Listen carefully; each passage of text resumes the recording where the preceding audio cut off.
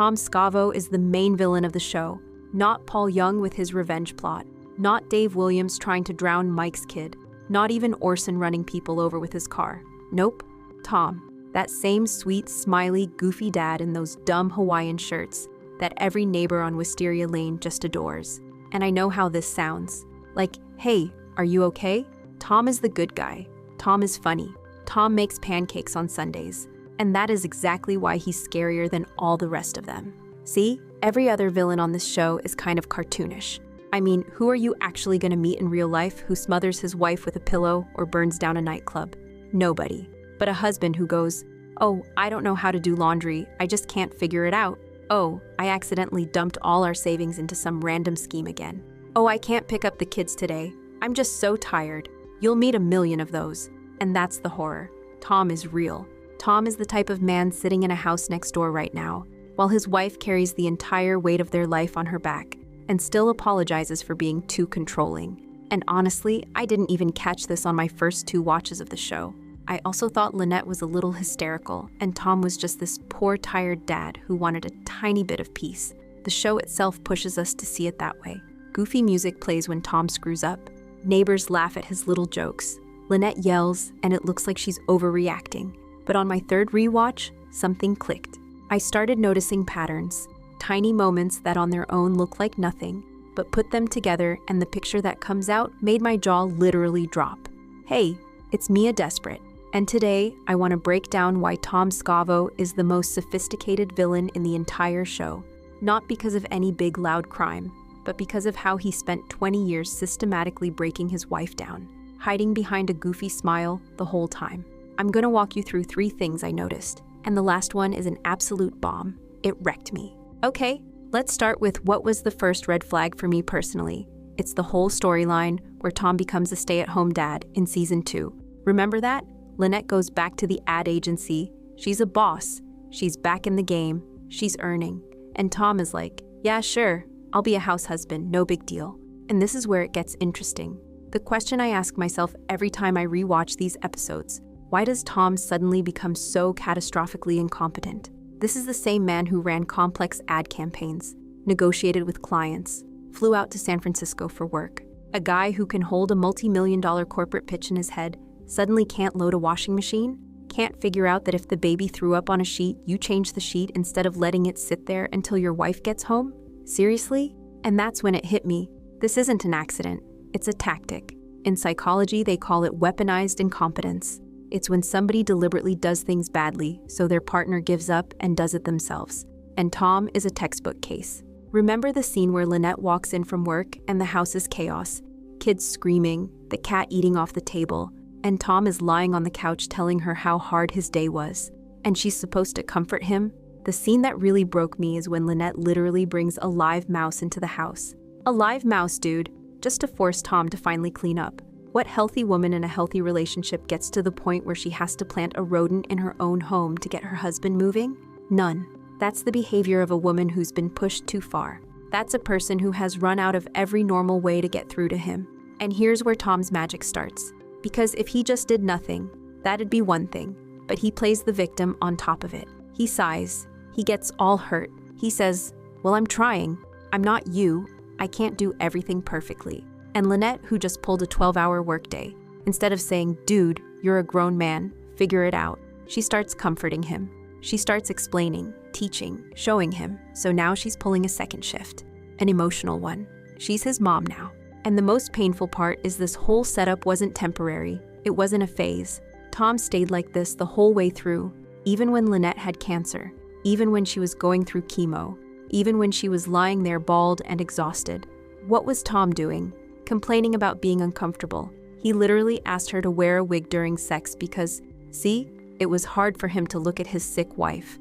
When I rewatched that scene again, my hands were actually shaking. That's not partner behavior. That's the behavior of a man for whom someone else's pain is an inconvenience to his own enjoyment. And another moment I used to let slide, the whole thing with the nanny Claire. Remember, Tom hires a nanny, a young hot one, and does it without running it by Lynette. Zero conversation. He just brings a pretty girl into the house and presents it as done. And when Lynette, for obvious reasons, gets a little nervous and says, Let's find someone who looks less, modelish. Tom gets offended. Offended like Lynette is doing something wrong, not him breaking a basic rule of trust. And there's that move again. Her totally reasonable reaction gets turned into her problem. She's insecure, she's jealous, she's controlling, and he's just an innocent dad who hired a nanny. See how this works? He creates a situation that would make any normal wife tense, and then he logs her tension as her flaw. And I remembered another scene that absolutely wrecked me. It's the one where Tom has sex with Lynette through the intercom at her office. Like she's at work, middle of the day, and he comes over the speaker system saying stuff, and she has to react while her boss and her coworkers hear everything. This is a total disaster for a woman trying to rebuild her career. It could have cost her the job, and Tom knew that perfectly well, but his thrill mattered more. His need to show to himself and to her that he's in charge, that he can yank her chain whenever he wants, mattered more than her career. When you stack up moments like this, you start to see it. This isn't a clumsy, funny husband. This is a man who on some deep level wants his wife to stay beneath him. Okay, but that's just the appetizer. The second thing I want to get into, and this is the point where my brain basically shut down when I figured it out. This is the story of Lynette's career. And we have to dig a little deeper here because this is the most, hidden part of the entire show. Look, who is Lynette in season 1?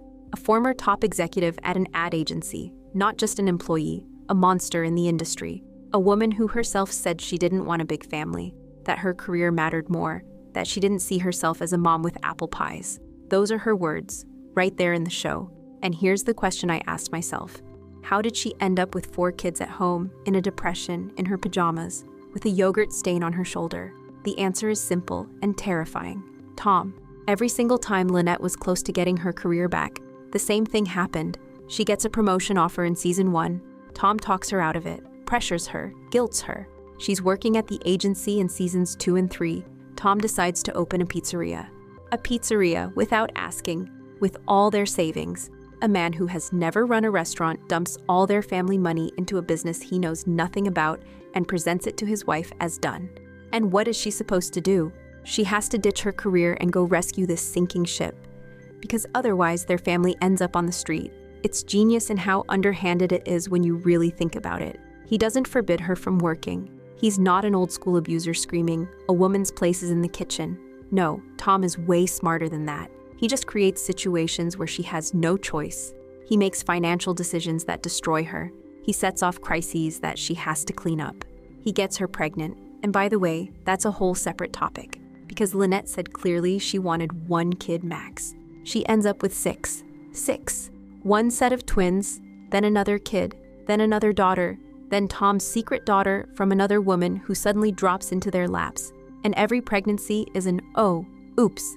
Tom, meanwhile, flat out refuses to get a vasectomy.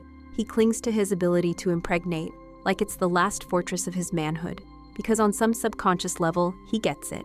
As long as Lynette is pregnant or nursing, she can't go back to the office. As long as she's stuck at home, she can't out-earn him. As long as she's not out-earning him, his ego is safe. And then in season 6, when Lynette tries to get back in the game, what does Tom do? He takes a job at her own firm. Her firm. He's like, "Oh, I decided to start a career in advertising." In advertising, where she was a star. He literally walks into her profession and starts a career from zero, so she can't go back to it. That's not an accident. That's not a coincidence. That's a man so scared of his wife's greatness that he's ready to spend 20 years methodically clipping her wings just so he can feel a little bit taller. And I gotta say more about the pizzeria, because I used to think this was just a funny story arc, and now I get how revealing it is. Tom decides to quit advertising and open a restaurant. No discussion. He presents it to Lynette as done. Lynette is an advertising genius. She knows this industry inside out. She could list 100 reasons why this is a bad idea. But Tom won't listen. He's got a midlife crisis. He's got a dream. He wants it. And he takes all their family money she partly earned, and throws it at a business he doesn't understand one bit. And of course, the pizzeria starts sinking. And of course, the one who goes to save it is Lynette. And of course, to do that, she quits her real job. And Tom, instead of being grateful, gets offended that she's making too many decisions in his restaurant. His restaurant, dude. The one she's saving with her own hands and her own brain. That's Tom's signature move. Create a disaster, make your wife clean it up, then get mad that she's too in charge. Now the Renee story, which absolutely leveled me. In season 7, Lynette finds out that 20 years ago, Tom slept with Renee Perry, her best friend. 20 years Lynette was friends with the woman who slept with her husband and had no idea. 20 years Tom stayed quiet. And when the truth comes out, what does Tom do? Apologize? Admit he lied for 20 years? Try to make it right somehow? Nope. He says, well, it was a long time ago. We were kind of on a break. On a break. They were engaged at the time. He literally rewrites history and does it to the face of the woman who lived that history with him. And then he spins the conversation so now Lynette is the bad guy. She, is overreacting, dragging up the past, ruining the family over some ancient nothing. This is called Darvo, deny, attack, reverse victim and offender. In 2 minutes, he goes from cheater to victim and turns the betrayed wife into a drama queen. That's grandmaster level manipulation. And you know what's the creepiest part? He explains it to himself as caring. He really believes he's a good husband, that he's sacrificing for his family, that she's the difficult one and he's the martyr. That's the scariest form of manipulation. When the manipulator won't even admit to himself that he's manipulating, he genuinely thinks he's the victim. And now we get to number 3. And in my opinion, this is the point where you can no longer see Tom as a good guy. You just can't. It's the final season and the whole Jane storyline. So here's what happens. Tom and Lynette separate. After 20 years, after 6 kids, after everything, they agree to see a couples therapist. Pay attention here. They are not divorced. They're separated. They're trying to save the marriage.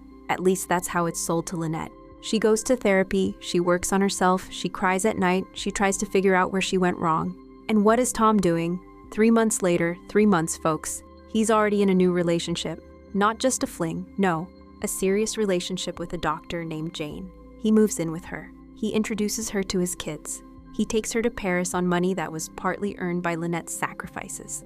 And while he's doing all this, and this is the absolute kicker, he keeps going to couples therapy with Lynette, keeps giving her hope, keeps pretending they're working on this together. Like, picture this for a second. Lynette is sitting in the therapist's office pouring her soul out, trying to figure out how to save the family. And in the meantime, Tom is already living with another woman and planning to propose to her before the divorce is even legally done. This is called post-separation abuse, when a person, even after leaving, keeps methodically breaking down their ex-partner, just with different tools. And Jane, poor Jane, it's not her fault. She looks at Tom and she sees exactly what he shows her. A sweet, tired, traumatized guy who was driven to this by his awful wife. She doesn't know about the 20 years of weaponized incompetence. She doesn't know about the pizzeria that drained their savings. She doesn't know how Lynette went through chemo alone while Tom complained about not getting enough sex. She sees the goofy dad, and she falls in love. And for me, the most revealing scene is when Jane tries to sew a Halloween costume for Penny in Lynette's house, on Lynette's turf, trying to push the real mom out of the mom role. And Tom doesn't just allow it, he encourages it. He actually enjoys watching his new woman humiliate his ex. That's triangulation. That's when a manipulator uses a third person to hit his real target harder. And then you know what happens at the very end? When Jane realizes Tom is actually hollow, that he's not ready to be a real partner, she leaves him. And where does Tom run? Right, straight back to Lynette. Because Lynette is his convenience. She's his free maid, his mom, his therapist, his life manager. He's not coming back because he loves her. He's coming back because he doesn't know how to live without her. And the show serves this up as a happy ending. They're back together, hooray. Like, excuse me, what? And there's one more detail from the finale that really got me. Remember how Tom brags to Roy, the neighbor, that he, lets Lynette boss him around because he's such a generous husband? Lets. That word let is his whole worldview in one verb. He genuinely thinks he's the boss here, graciously handing out permissions, that if he wanted, he could flip the whole thing. And the fact that his wife has spent 20 years carrying all the logistics of their life because nobody else would, he's chalking that up as a favor he did her. Like, look how kind I am. I let my wife run things. He's not being ironic or joking. He means it. And in that moment, I got it. This man does not see reality. He lives in a fantasy where he's in charge and everybody else is running his errands. I want to say one more thing that was hard for me to put into words, but it matters. The show itself protects Tom. Mark Cherry and the writers craft the story so that Lynette always looks hysterical, and Tom always looks like a poor little guy. Every time Lynette tries to be independent, some catastrophe drops on her head. Cancer, psycho stepson, fire at the restaurant, hostage situation, a pregnancy in her 40s. The show literally punishes her for trying to be herself. And Tom gets a free pass on everything. When he screws up, the music is funny. When Lynette yells, the music is dramatic. We are all being subtly nudged to see him as the good one, and her as the bad one. And I think that's the main reason I didn't catch it for so long. Because the show didn't want me to catch it. Because admitting that Tom is the villain means admitting there are millions of Toms in real life. That this pattern, the sweet, smiley, harmless guy who methodically breaks his wife down in the name of love, isn't rare, it's normal. And that's terrifying. Rewatching the show now is a completely different experience for me. I don't see funny Tom anymore. I see him rolling his eyes when Lynette talks about work. I see him sighing when she asks for help. I see him turning every conversation back to his feelings, his exhaustion, his pain. I see him draining her drop by drop for 20 years. Money, career, health, self-confidence, and somehow convincing her, and the whole neighborhood, and the audience, that he's the martyr. Paul Young killed one person. Dave Williams tried to kill a kid. Orson ran Mike over with a car. All of that is horrible, but those are one-time acts, flashes of evil. Tom Scavo was killing Lynette every single day for 20 years, in tiny doses, with a smile.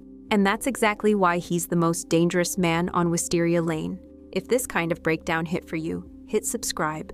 I've got way more of these coming. But next time you rewatch the show, pay attention to Lynette's eyes in the finale. That exhaustion, that okay, I give up.